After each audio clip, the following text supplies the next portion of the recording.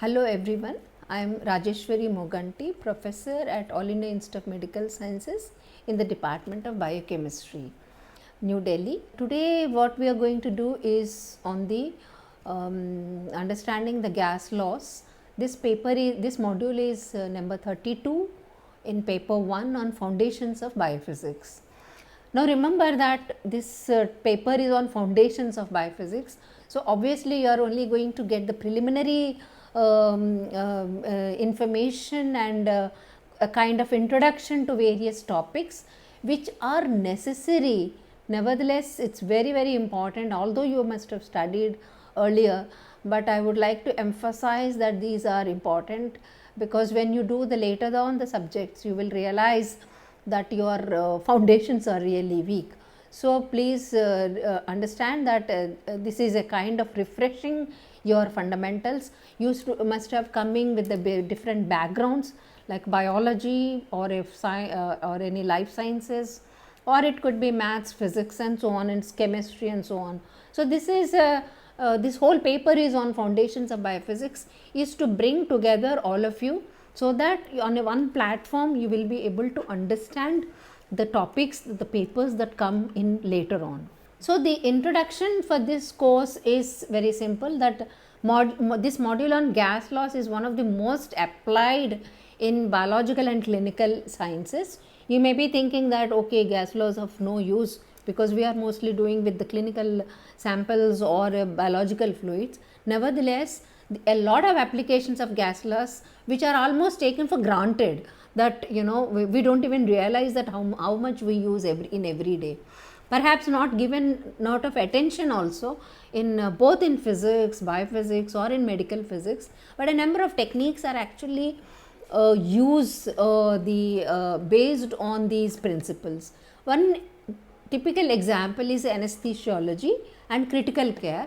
These are the two important branches of medical physics where you use the anesthetic gases to give to the patients. Now this application uses highly theoretical basis on gas laws. If the patient is not given proper pressure or the concentration based on these laws, he can even die. So if the pressure etc are not maintained properly, it's of no use, because these are, so it's important even for a clinician to remember and understand these gas laws. So there is no doubt that placing this topic in this paper is highly justified and highly appropriate for you to understand these laws when you use later on in the clinical subjects like medical physics paper and so on and so forth.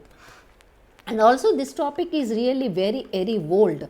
Obviously you must have studied in school also, therefore it is almost 200-year old, maybe more than that. So you must have studied in school, even in your graduation, those who are doing chemistry, physics, maths. But in this topic, in this paper, it is highly important and appropriate. The objectives of this modules are that you should be able to explain the laws governing behavior of the both ideal gases as well as real gases. Now you also understand that all gases are not ideal, rather no gas is typically ideal. So when in a normal condition, the real gases will be behave in a different way, and those laws have to be understandable. And then of course apply these laws to biology and medicine. These are the simple objectives of this module. Now to coming to the fundamentals of this topic, that gaseous state is characterized by simple physical properties. Any gas what we are studying is nothing about chemical nature of the gas, whether it is any gas, hydrogen gas, helium. So the gases typically follow physical properties. Please remember, this is a physical property, and there is a lot of free space in the gas, and therefore gases can be expanded infinitely if you give enough space. I mean, it's the limit is there is no limit, and they are also can be compressed at the same time if you want to compress within the depending on the pressure or depending on the container and so on and so forth.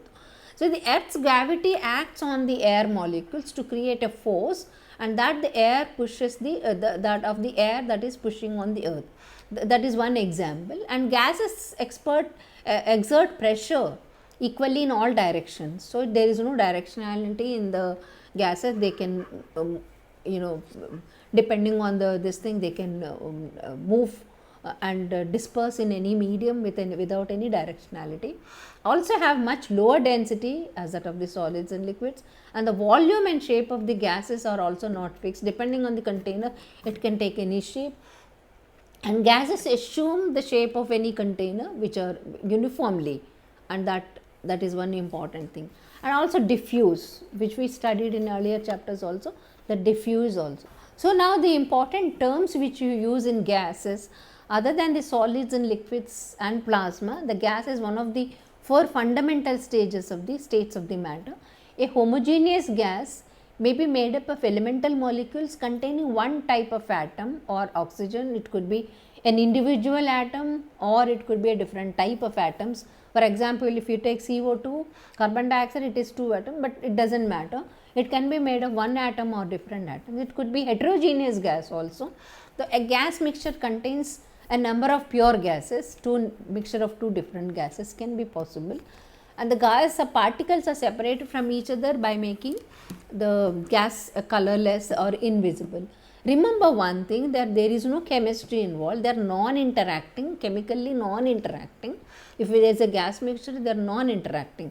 In presence of the electric or gravitational fields, no interaction between these gas particles we consider there is negligible. That means they are non-interacting. Now, despite the major differences in these chemical properties, that means any gas, irrespective of their chemistry, CO2 or hydrogen or nitrogen, they all behave same fashion.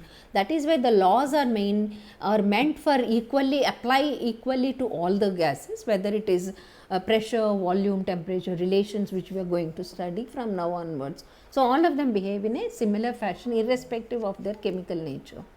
So the physical properties what we study are which you know very well, the pressure, temperature, volume, as well as the number of the molecules per, or the atoms, which you can be, that we call it as a mole, that Avogadro number.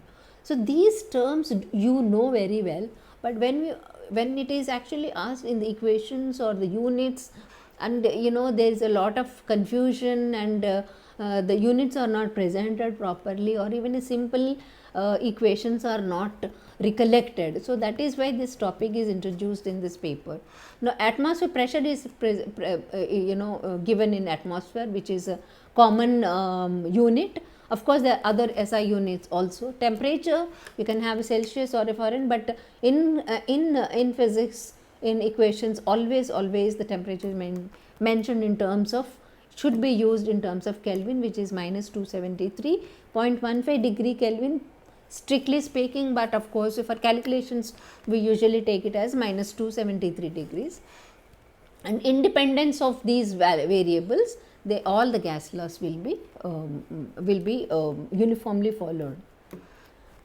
So now the number of laws are there. The number 1 is a Boyle's law, and so on and so forth.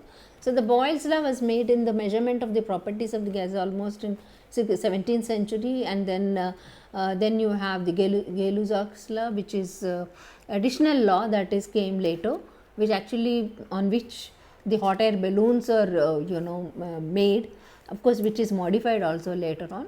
Then of course Avogadro number, which we use everywhere, that then is a critical information about gases. Then gases can be compressed to a very tightly, or expanded to a endless limit, and the pressure is calculated by dividing the force applied per the unit area. And of course the Earth's gravity acts on air molecules to create a force that of the air that is pushing on Earth. So number 1, the Boyle's law. You see that the first law that is simple, rather all the gas laws are very simple. Pressure and volume are inversely related at a particular given temperature T. So PV equal to K, and therefore if you keep the constant K, P1 V1 should be at equal to P2 V2. That means at a pressure P1 and V1, and that will be, if you change the pressure to P2, and the volume will accordingly change, and therefore it is a simple equation, P1 V1 equal to P2 V2. The next came this is again example where showing that if you change the pressure, the volume will change, and therefore you can see in the diagram that the total P1 V1 equal to P2 V2. And this is one more simple example you see on the picture, that the where you apply or you can use based on which the Boyle's law you can explain that the bicycle has a pump where you are using is a good example. As the volume of the air is trapped in the pump is reduced, then there is of course the pressure goes up and the air is forced into the tire. So this too can be daily example. Charles law, which is actually the previous one is equal to P1 V1 equal to P2 V2, but here the relation is between volume and temperature. Now basically he started to improve the technology to make the hot air balloons. Charles and the law has been developed, and the volume of the gas decreases on cooling and increases on increasing the temperature at a constant pressure. So P is kept as a constant, so you are only talking about relation between V and T. Therefore, if they are related directly proportional, so V equal to K into T, where K is a constant. Therefore, K is a constant, V1 by T1 equal to V2 by T2. Similarly, volume of a gas, which means varies directly with the absolute temperature at a constant pressure. This is the Charles law. Now you can see here that this plot is actually between volume and temperature. So as the temperature is increased, what you are seeing is at a particular pressure. For example, one line you can take the top one where P1, P is kept constant. So as the temperature is increased, the volume also changes with a certain slope. Therefore, a plot of the volume of temperature is a straight line, but if you change the pressure, again it will maintain, it is a directly proportional with a slope, but the slope will be different.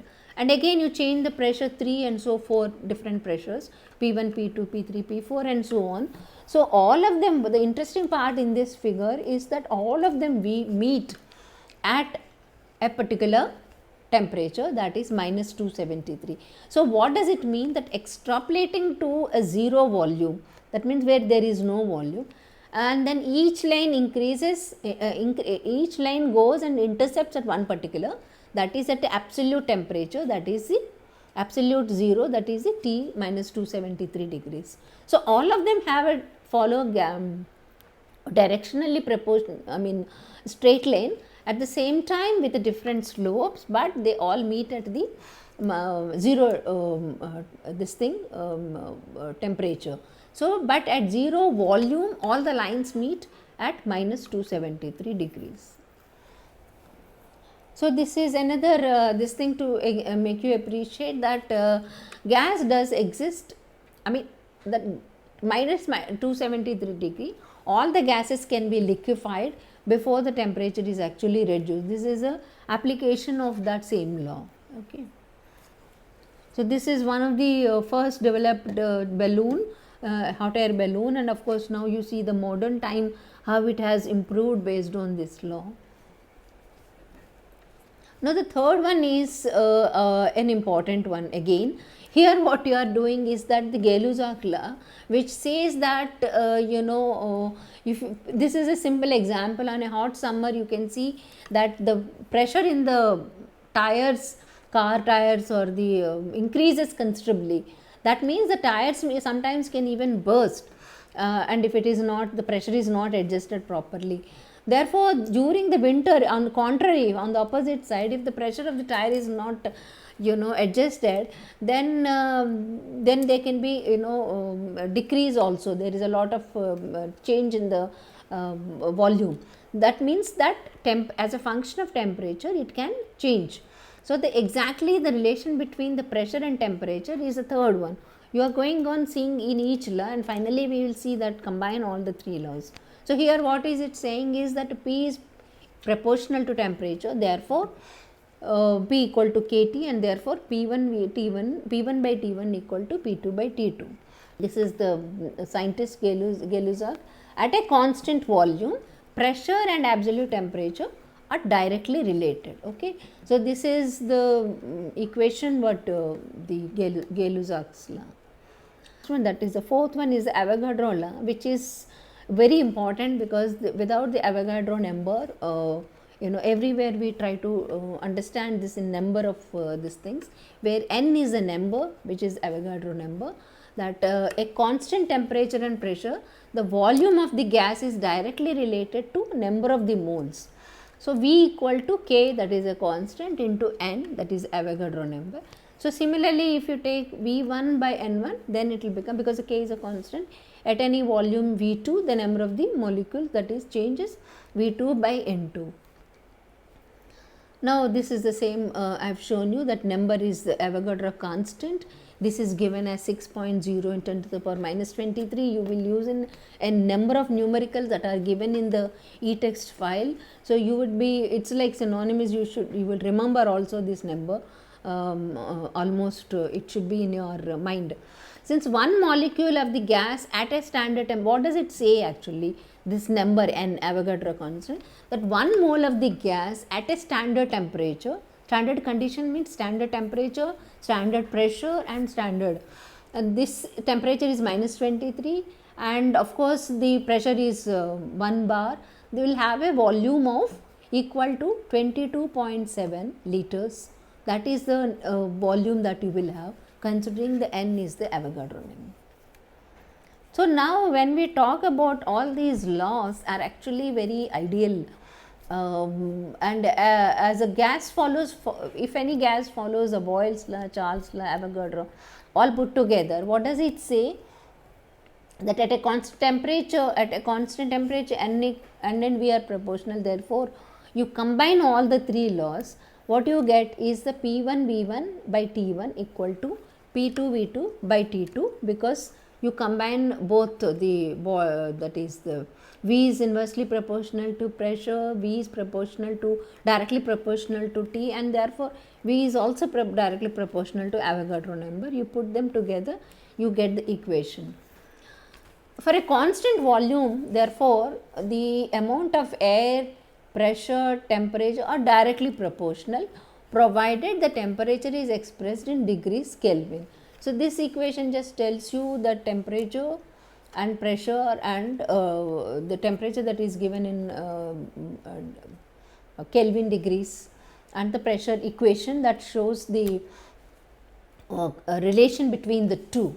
The other measurements at lower temperature is not possible because due to the condensation of the gas. If you want to go below that, it is not possible. That is one thing you have to remember. Also note that when this straight line you extrapolate it to a lower pressure, that reaches a pressure which is 0 at minus 273, which is actually 0 in the Kelvin scale. So this plot actually extrapolation leads to the graph grows through the origin, that is 0 0. That is, and then the thing, the lowest possible temperature, we call it as the absolute temperature, below which we cannot go, below the gases cannot be stay. And also the graph shows that the gas constant and how are these related to each other. So this one more interesting thing, or a simple thing, all the laws are actually very simple. The Dalton's law, what it says is that if you have a mixture of gases or with different pressures, so if you have different pressure, the total pressure will be equivalent to the pressure exerted by each one of them, P1, P2, P3, P4 and so on. So the total pressure in a container is the sum of the pressures of each gas. If there are a mixture, heterogeneous mixture of gases, then if the pressure developed contributed by that gas is same as that it is in an independent or an isolated condition. Therefore, it is not that it is having a different pressure. So the total pressure in a mixture of heterogeneous gases containing 1, 2, 3, 4 different types, the total pressure will be P equal to P total, P1 plus P2 plus P3, and therefore a total. So if a gas has a P equal to nRT by V, that is a total pressure. That is a Dalton's law that is developed. You can see here, suppose you have a gas which is hydrogen gas, which is about 0.6 moles, and the second one is, say for example, 1.5 moles, and the total, if you mix them together, the pressure will be about 2.1 mercury pressure. And therefore, it is not that in a heterogeneous mixture each gas will have a different one, but the contribution will be same as that it would have been in an ideal condition. So, the gas laws actually help us to predict that pressure increases when we compress gases, but would also like to know what happens at the molecular level when you compress a gas. Okay, it is not that it is always expanded. So, therefore, a theory is constructed to explain all these questions. Now, this theory that attempts to elucidate the behavior of gases, what we call it as a kinetic molecular theory. Therefore, what does the kinetic molecular theory gas say? Now, this theory has 6 postulates. Okay. Now, first one is that gas consists of very small particles, each of it has a different mass. Okay. Now, for example, inflated basketball weighs more than the deflated basketball, so it has a mass, simple one. The second one is a distance separating the gas particles is relatively large. That means that is a kind of, we are talking about a gas which is not exerting on each other any kind of interaction. The volume of the gas particles is assumed to be 0 because it is negligible compared to the total volume in which the gas is contained. Therefore, this is actually a fair assumption, right? Now, the third one is the gas particles are in constant rapid motion, which we call Brownian motion. The gases immediately fill the container and quickly diffuse from one another. Okay. So, this is again a good description how the gas molecules behave. They are very constantly under motion and also movement. Now, the last one is the collision of the gas particles with each other or the walls of the container are perfectly elastic movement, and that means that they bounce like balls and there is no energy that is lost. One more thing is that important thing is that average kinetic energy of these gas particles depends only on the temperature of the gas. Because the volume is fixed, the kinetic energy of these gas molecules is proportional to the temperature that is given in degrees Kelvin, that which gives a good description, that is kinetic energy equal to mv square by 2, where higher the temperature, higher the kinetic energy, lower the temperature, lower the kinetic energy.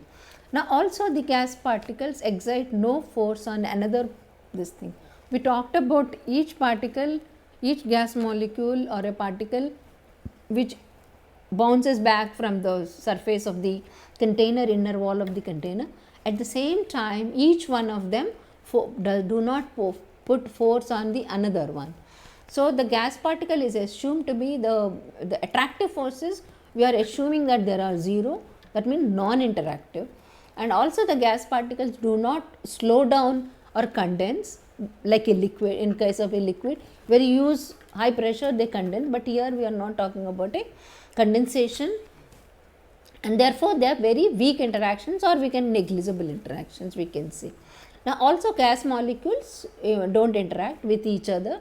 Depending on the gas, it can be a good or a bad assumption, but water vapor has much stronger intermolecular interactions than helium, but that of course depends. Water is exceptional, it has a hydrogen bonding and so on and so. So far when we talk about these laws or the gases are ideal, but do we really have any ideal behavior or ideal gas, which is actually hypothetical, it does not exist. So, many gases are actually do not follow the ideal gas laws, but they are actually real gases.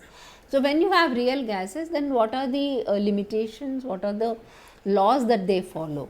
The real gases actually follow laws only under certain conditions, when forces of interaction are practically negligible.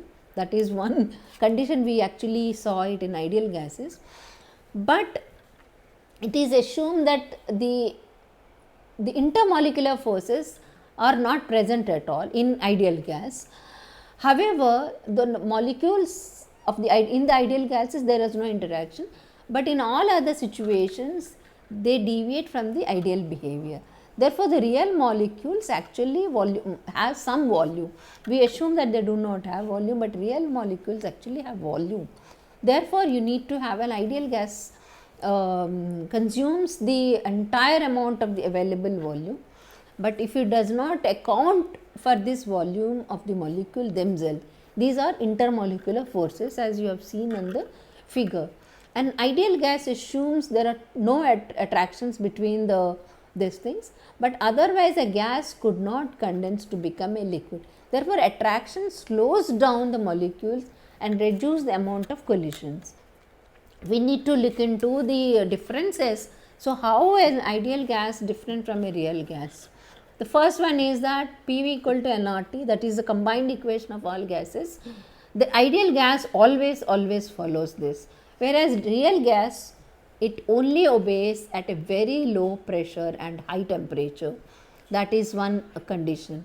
The second one is a molecular volume. You are assuming that gas has no volume in ideal gas by itself, whereas here it is small but definitely not zero. It's small, not zero. So, real gas, similarly the molecular attraction forces, here we assume that they are independent, they don't come at all, they don't interact at all, but under real conditions there may be some interactions, may not be very big interaction, but nevertheless there are small interactive forces present, which actually again deviates from the ideal, which makes it deviate from the ideal gas. Then of course repulsions. Here we say there is no repulsion, there is no attraction, everything is fine, they are independent identities.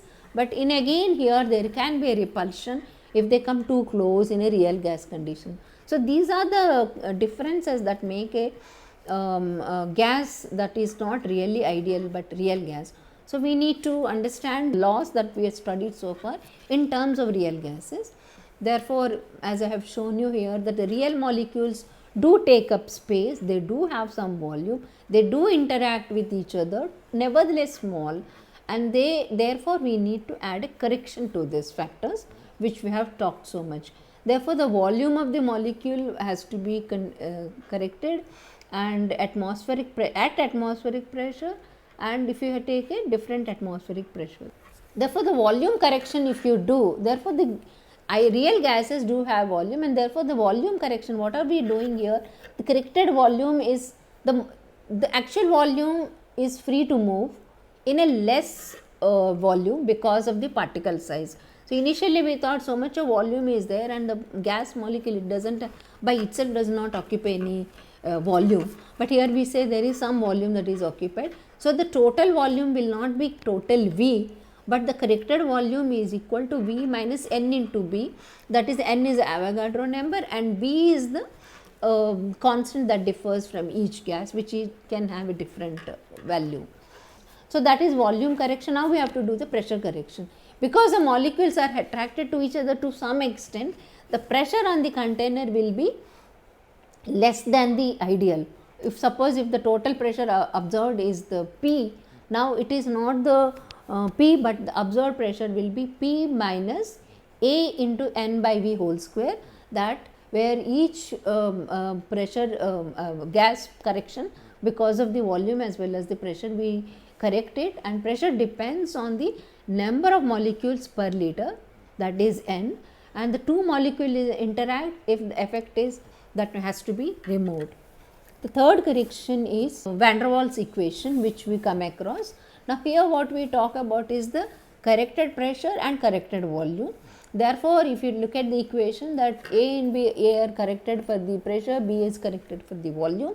Therefore, the different this is correction constants will be, correction factors will be different for different gases, and different for each gas, and bigger the molecule, the correction will be larger, B will be higher, and A, that is the pressure correction, depends both on the size and polarity of the molecule. So, these are the corrections which one has to introduce. Now, at very low temperatures, intermolecular forces become significant, and therefore, the molecules travel with low energy speed, and these can be captured by one another due to the attractive forces. Whereas in case of the real gases, they do show ideal behavior under conditions of temperature and pressure, such as intermolecular forces are practically negligible. Therefore, the real gases show ideal behavior only when pressure approaches 0, and the deviation from the ideal behavior can be measured in terms of compressibility factor Z, which is a ratio of the product PV and nRT. Now, the compressibility factor, how do you calculate? This is equal to Z equal to PV by RT, and N equal to considered as 1, and Z is the compressibility factor. The most useful way is to display this equation for the real gases is to plot the compressibility factor versus the PV equal to nRT, and ideal gases we assume that they have 1, but at high temperature, at all temperatures they have 1 because PV equal to nRT, but in case of the real gases the Z is always greater than 1, and it is because this is difficult to compress at intermediate pressures, most gases have Z less than 1. So, this is the compressibility factor, and plot shows for different gases how they behave. For example, ammonia, ethane, and these are the examples I have shown you, that the compressibility factor will be different. Therefore, these I summarize in these things that gaseous state has a different kind of approach, and we have studied the Boyle's law, which, and then Avogadro number, Charles law, and so on and so forth, and the ideal gas equation PV equal to nRT, where R is the gas constant and at high pressure and low temperature. But then intermolecular forces do not follow, that is what the assumption we take. But then in under real conditions the gas behaves in a way there is a nevertheless small amount of intermolecular forces. Under suitable experimental conditions like temperature, pressure, then gases can be liquefied. Therefore, by understanding the conditions of the real gas, we know that what are the limitations and what are the conditions, what are the corrections that have to be used for understanding the real gas in terms of the ideal gas equations. Thank you.